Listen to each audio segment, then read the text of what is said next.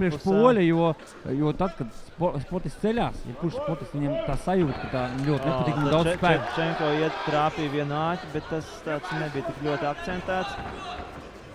Nekas. Ševčenko saņemsies. Mužīnskis iekā atkal vēl viens celīts korpusā.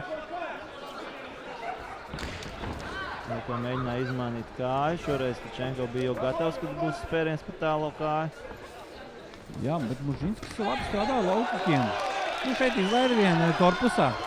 Vai kā interesanti, viņam kājas arī sabintētas, nevis potītē, bet drusciņi augstākai aizsargāt lielu kāju. Tieši tā, jo tieši ar apakšstilbu arī viņš sit, un tādā veidā viņš viņu nostiprina, un iespējams, ka var izdarīt drošāk, vismaz sajūtas personības drošāk.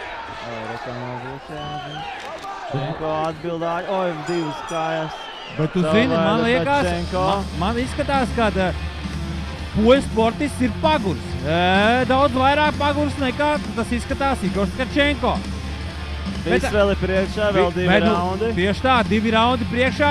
Neizšķirt gadījumā, ja pēc šiem 3 atboksētiem raundiem tiesa saskatīs neizšķirt, ir iespēja, ka piešķirs vēl vienu ekstra, jeb papildu raundu. Pirmais rauns, man liekas, ka poļi zīmē. Jā, rekur mēs redzējām par tālo kāju spērienu. Ļoti precīzi. Tkačenko sit pāri galvai. Varēs pleca rajonā, bet noslīd sitiens.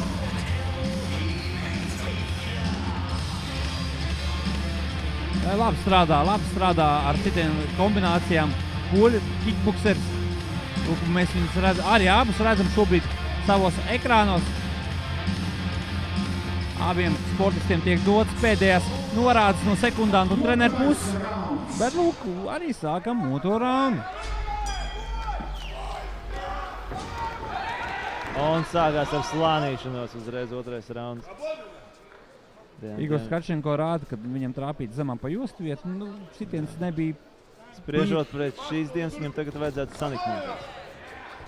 Redzēsim, ko par to teiks Igors Tkačenko, Latvijas sportists. Tad Igors ir ar garākiem šortiem, abi ir izvēlējušies melnu, apģērbu, melnu ciņu. Labi, cimds iedod organizāciju. Bet, stils ir abiem līdzīgs. Toņi. Zīmskis ir šobrīd jūs ekrāna priekšā. Un Tkačenko ir garākajos šortos. Un glābi Tkačenko pārsver labo roku pār plecam. Jā, Igors pamanīs nedaudz